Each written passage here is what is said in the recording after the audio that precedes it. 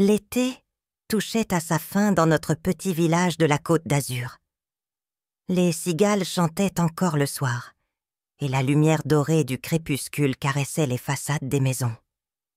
C'était un endroit paisible, où chacun connaissait son voisin, mais où l'intimité était respectée. J'étais revenue m'installer ici après plusieurs années à vivre en ville, pensant que le calme m'aiderait à retrouver une certaine sérénité. Ce que je n'avais pas prévu, c'était ma rencontre avec Clara. Clara habitait la maison voisine. Une femme qui portait ses 66 ans, avec une élégance rare, comme si le temps n'avait fait que polir sa beauté. Elle avait des cheveux argentés, toujours impeccablement coiffés, et son regard, à la fois perçant et chaleureux, semblait capable de lire au plus profond de vous. Elle vivait seule, depuis le décès de son mari 5 ans plus tôt, et entretenait avec moi une relation cordiale mais distante. Un jour, alors que je me promenais dans le jardin, je l'entendis m'appeler depuis sa terrasse. « Mathieu, pourriez-vous venir un instant? J'aurais besoin de votre aide avec la maison de la piscine. » Je m'approchai, intriguée. La maison de la piscine était une petite bâtisse en pierre située à l'arrière de sa propriété. Elle m'avait toujours semblé abandonnée, recouverte de vignes vierges et d'une patine due aux années. « Bien sûr, Clara. Que se passe-t-il » répondis-je en me dirigeant vers elle. « Je crois qu'une canalisation est bouchée et je n'arrive pas à remettre la pompe en marche. Si cela ne vous dérange pas... » Elle me lança un sourire. Un sourire qui, étrangement, fit accélérer mon cœur. Je n'y prêtais pas attention à ce moment-là, mettant cela sur le compte de la chaleur de l'après-midi. Nous pénétrâmes ensemble dans la maison de la piscine.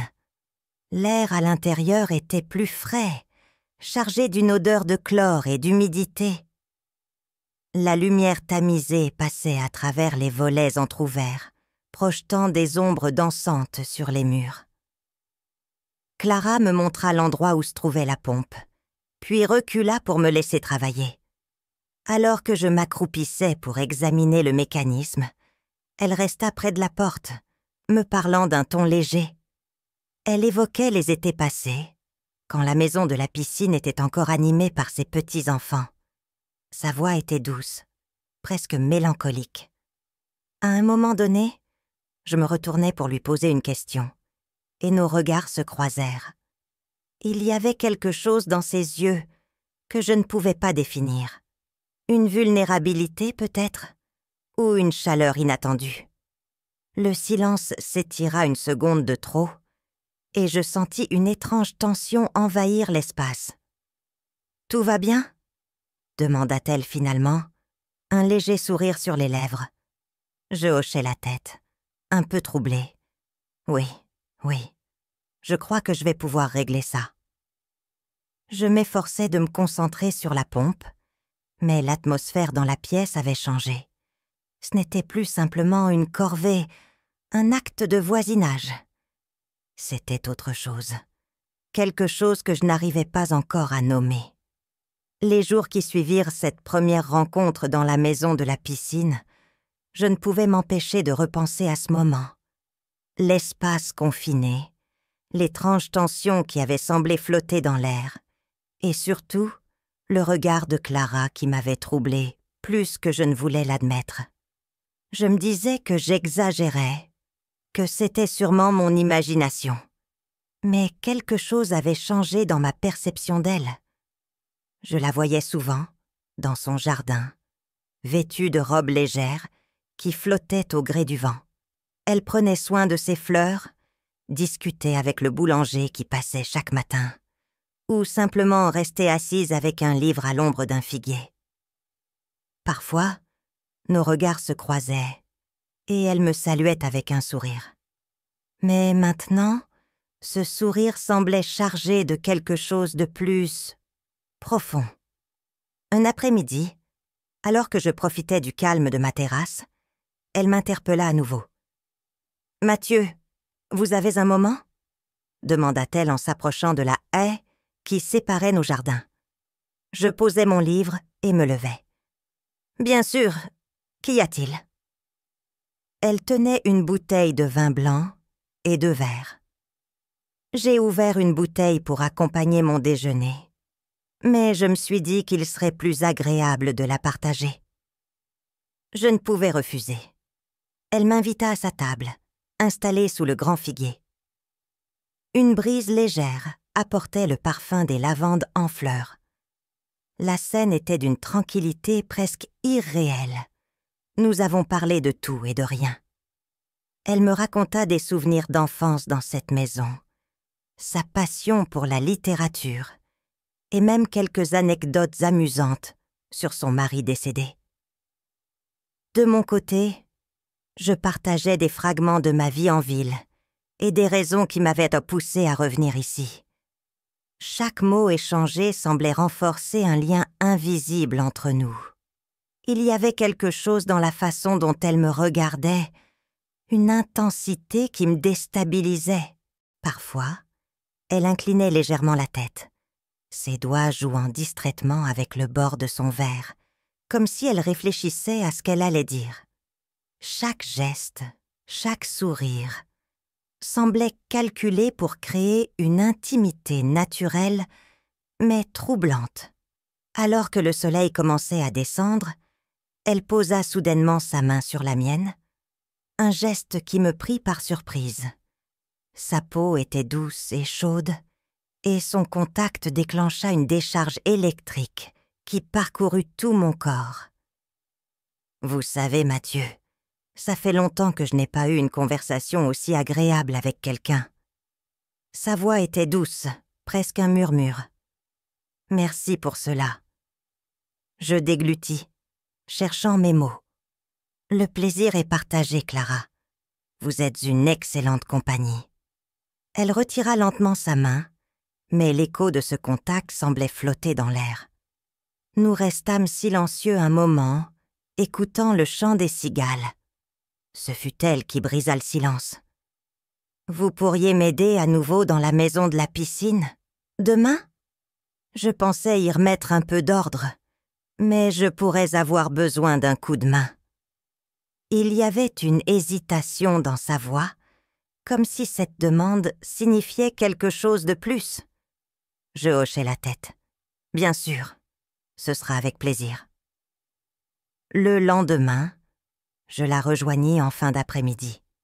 La maison de la piscine semblait baignée dans une lumière dorée, les rayons du soleil couchant filtrant à travers les feuilles de vigne qui recouvraient partiellement les murs.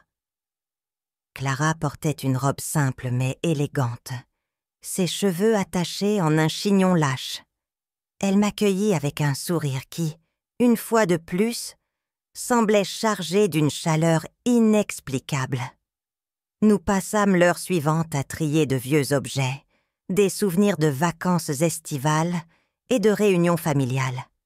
Clara partageait des anecdotes drôles et nostalgiques à chaque découverte. Un vieux parasol décoloré, des raquettes de badminton, des cartes postales jaunies. Mais ce qui rendait ces moments mémorables, c'était la manière dont elle me regardait, ses yeux brillants d'une émotion que je ne pouvais déchiffrer. À un moment donné, alors que je sortais une pile de serviettes de plage d'un placard, je trébuchais légèrement et Clara tendit la main pour m'aider. Nos doigts se frôlèrent et je relevai les yeux pour rencontrer son regard. Nous étions si proches que je pouvais voir chaque détail de son visage, la douceur de ses traits, les fines rides au coin de ses yeux et l'éclat particulier dans son regard. Mon souffle s'accéléra et je sentis mon cœur battre plus vite.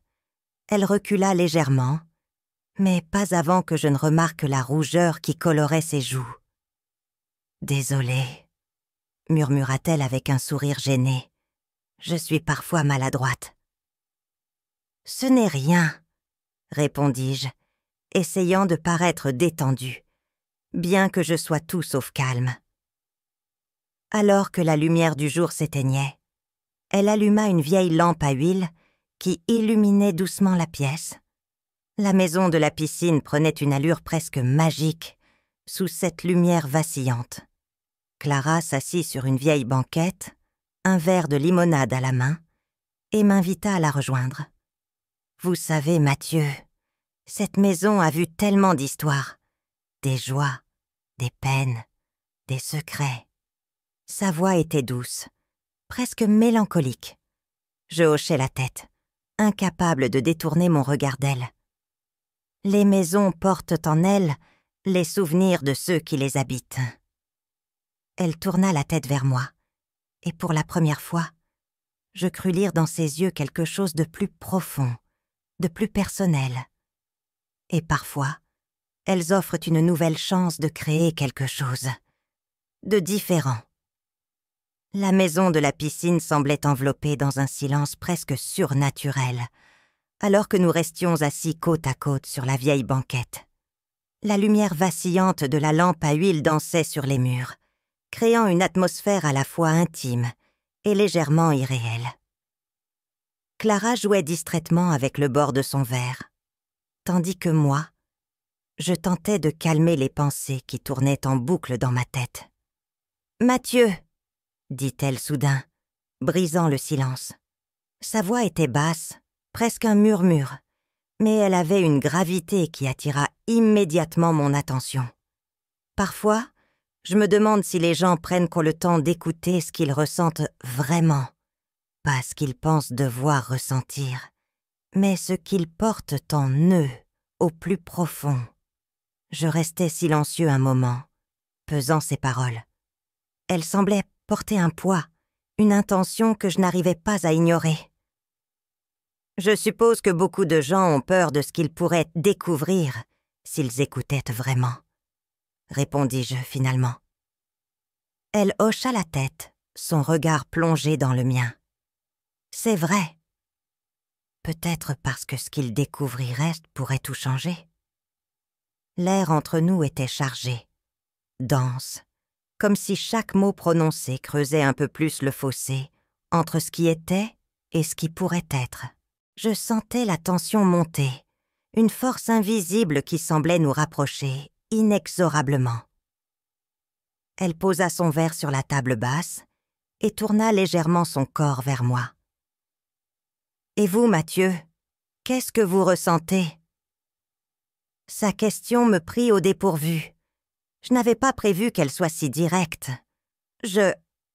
Les mots semblaient m'échapper. Comment pourrais-je lui dire ce que je ressentais réellement, ce mélange de fascination, d'admiration et de désir qui me hantait depuis des jours? Elle sembla percevoir mon trouble et posa doucement sa main sur la mienne. Son geste était tendre, presque réconfortant, mais il portait aussi une chaleur qui fit naître une décharge électrique dans mon corps. « Vous n'êtes pas obligé de répondre, » dit-elle doucement, un léger sourire sur les lèvres. « Mais je voulais que vous sachiez que je ressens quelque chose aussi. » Je relevai les yeux vers elle, stupéfait. « Clara, Elle posa un doigt sur mes lèvres, me coupant doucement. « Chut, pas maintenant, pas ici. » Le silence qui suivit était presque assourdissant. Elle retira sa main, mais le feu de son contact semblait brûler encore sur ma peau. Sans un mot, elle se leva et marcha lentement vers la porte de la maison de la piscine, s'arrêtant juste avant de sortir. « Merci pour votre aide aujourd'hui, Mathieu. » Sa voix était douce, mais il y avait une note dans son ton que je ne pouvais pas ignorer. Un mélange de tristesse et d'espoir. Je restai assis là longtemps après son départ, mon esprit en proie à un tumulte d'émotions contradictoires. Je savais que nous venions de franchir une ligne invisible, un point de non-retour. Ce qui se passerait ensuite dépendait entièrement de nous. Les jours suivants furent marqués par une étrange danse entre Clara et moi. Nous continuâmes à nous croiser dans nos jardins, à échanger des sourires et des salutations. Mais il y avait une tension sous-jacente à chacune de nos interactions. Chaque regard, semblait dire plus que les mots ne le pouvaient, chaque geste portait un poids nouveau. Un soir, alors que le soleil disparaissait à l'horizon, Clara frappa à ma porte. Elle portait une robe noire simple, élégante, et son visage était illuminé par un sourire qui semblait cacher quelque chose de plus profond. « Je me suis dit que vous aimeriez dîner avec moi ce soir », dit-elle en tendant une bouteille de vin rouge. « Rien de sophistiqué, juste un repas simple entre voisins. » Je ne pouvais pas refuser. Sa présence avait quelque chose de magnétique, et je savais que, peu importe où cette soirée nous mènerait, je ne pouvais plus reculer. Je la suivis jusqu'à sa terrasse, où une table était dressée avec soin. Des bougies illuminaient doucement l'espace, et une douce musique jouait en arrière-plan. Le repas fut délicieux, mais je peinais à me concentrer sur la nourriture. Tout en elle, sa voix, ses gestes, son regard, semblait m'attirer irrésistiblement. Nous parlâmes de tout et de rien, mais sous la surface, une tension palpable continuait de croître. Alors que la soirée avançait, elle se leva pour débarrasser les assiettes. Je l'aidai, et dans un moment de maladresse, nos mains se touchèrent alors que nous atteignions le même verre. Nous restâmes figés, nos regards se croisant. L'instant dura une éternité, et sans réfléchir, je me rapprochai légèrement. « Clara », murmurai-je, incapable de détourner mes yeux des siens. Elle ne dit rien, mais son regard parlait pour elle. Lentement, elle se pencha vers moi et nos lèvres se frôlèrent dans un baiser hésitant, presque timide. Mais ce premier contact fut comme un barrage qui cédait. Toute la tension, toute l'attente des jours passés éclatèrent en une vague de passion. Je la pris doucement dans mes bras, approfondissant le baiser, sentant la chaleur de son corps contre le mien. Ses mains glissèrent sur mes épaules et je pouvais sentir son souffle s'accélérer. Le monde autour de nous semblait s'évanouir, ne laissant que nous deux, emportés par ce moment. Lorsque nous nous séparâmes, à bout de souffle, elle me regarda avec une intensité qui me coupa le souffle. « Je savais que ça arriverait, » murmura-t-elle, « mais je ne pensais pas que ce serait si puissant. » Je posai mon front contre le sien, tentant de reprendre mes esprits. « Moi non plus, Clara, mais je ne peux plus ignorer ce que je ressens pour vous. » Elle sourit doucement, caressant ma joue. « Alors ne l'ignorez pas, Mathieu. » Les jours qui suivirent notre premier baiser furent une période étrange, mêlée d'excitation et de confusion. Chaque rencontre avec Clara devenait un jeu silencieux, de regards prolongés et de gestes furtifs, comme si nous explorions un territoire interdit. La maison de la piscine, désormais illuminée par la lumière dorée du soleil couchant, était devenue le sanctuaire de ces moments partagés. Un après-midi, elle m'appela à nouveau. La chaleur de l'été s'était un peu adoucie, et une légère brise soufflait sur le village. Clara portait une robe blanche légère, ses cheveux argentés tombant en mèches lâches autour de son visage. Elle m'attendait près de la porte de la maison de la piscine, un plateau de fruits et 2 verres à la main. Je pensais que ce serait agréable de prendre un peu de temps pour discuter, dit-elle avec un sourire. Je la suivis à l'intérieur, où elle avait disposé des coussins sur la vieille banquette. L'atmosphère de la pièce était douce, presque envoûtante, avec cette lumière tamisée qui semblait mettre en valeur chaque détail de ses traits. Nous nous installâmes côte à côte, nos épaules presque en contact. Au début, la conversation était légère. Nous parlâmes de tout, des livres qu'elle aimait lire, des endroits où elle avait voyagé, des souvenirs qu'elle avait de ses étés passés dans cette maison. Mais au fur et à mesure que le temps passait, nos mots devinrent plus rares, remplacés par de longs silences chargés de tension. Je pris une fraise du plateau et la portai à mes lèvres. Elle observa le geste, et un éclat dans ses yeux me fit comprendre que nous étions sur le point de franchir une nouvelle ligne.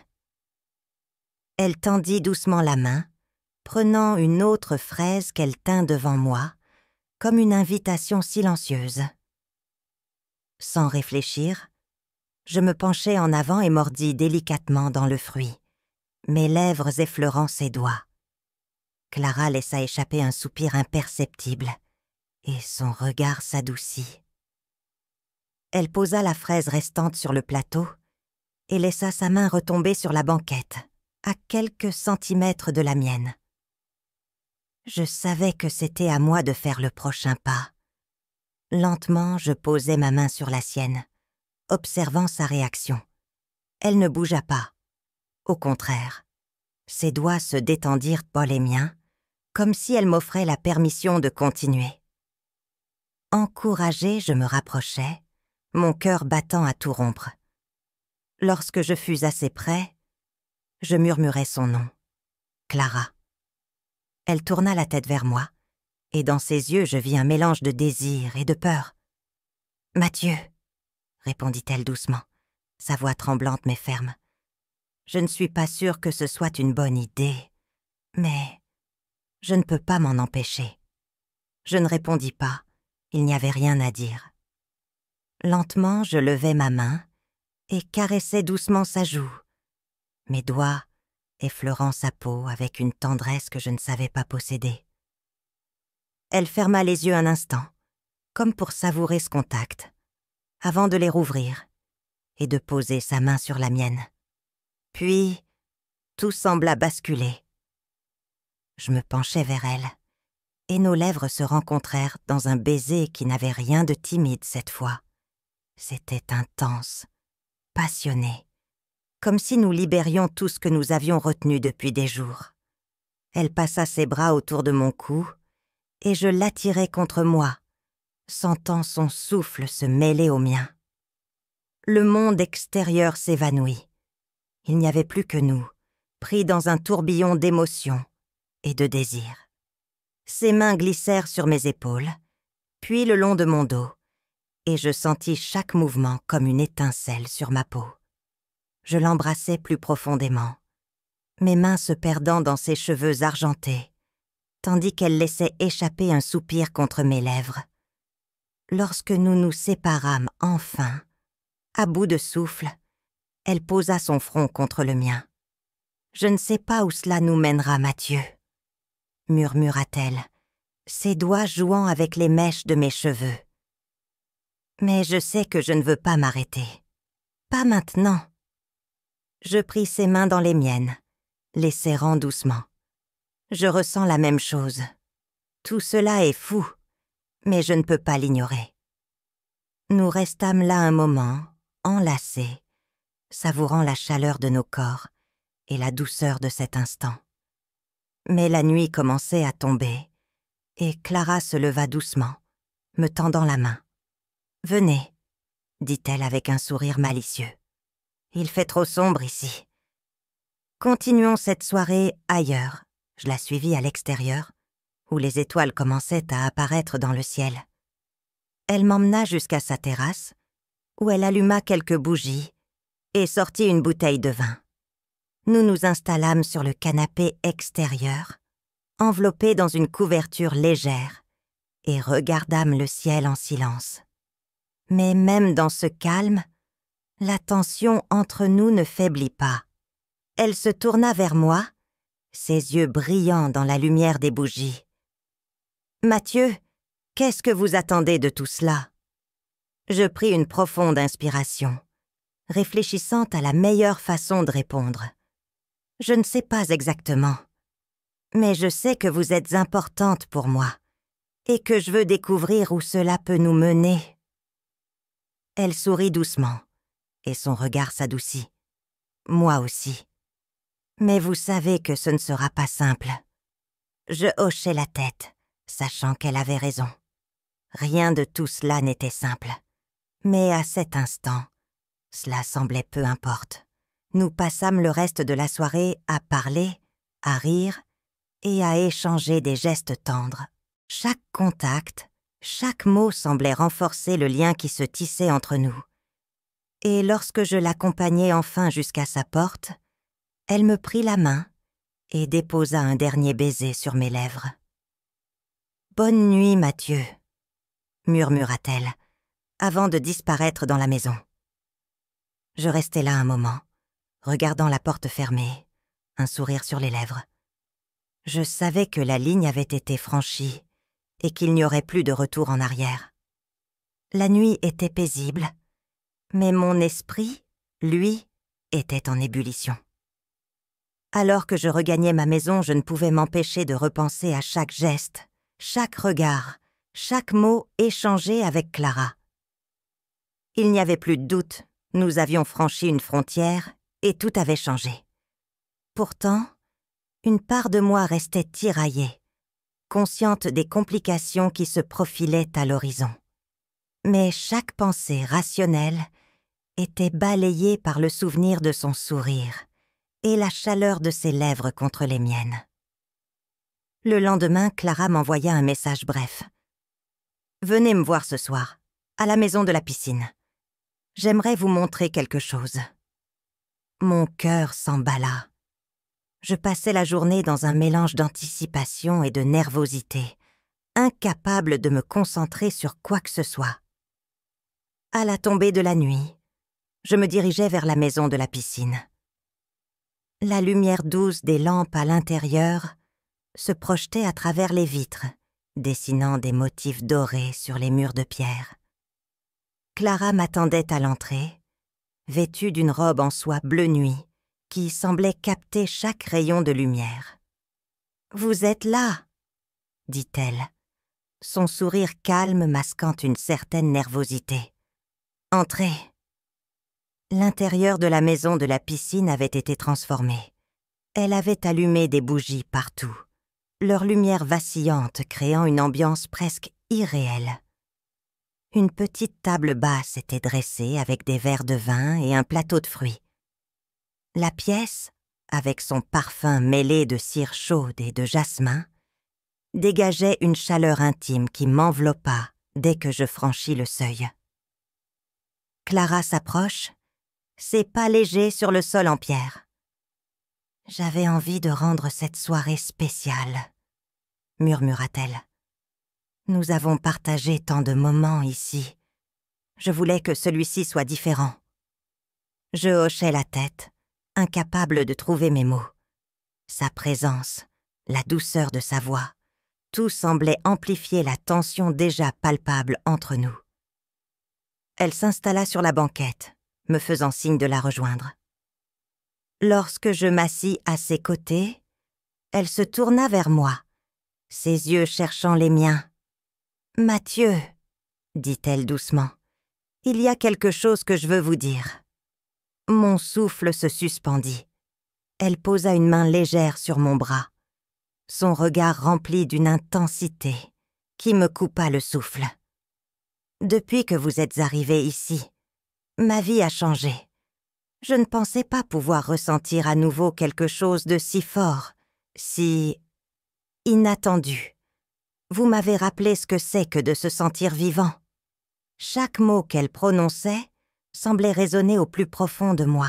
« Clara, je pris une inspiration profonde, tentant de maîtriser le flot d'émotions qui menaçait de me submerger. Vous avez bouleversé ma vie aussi. Je ne peux pas expliquer ce que je ressens, mais c'est puissant, c'est réel. » Un silence s'installa, lourd de non-dits. Puis, lentement, Clara leva une main et la posa sur ma joue.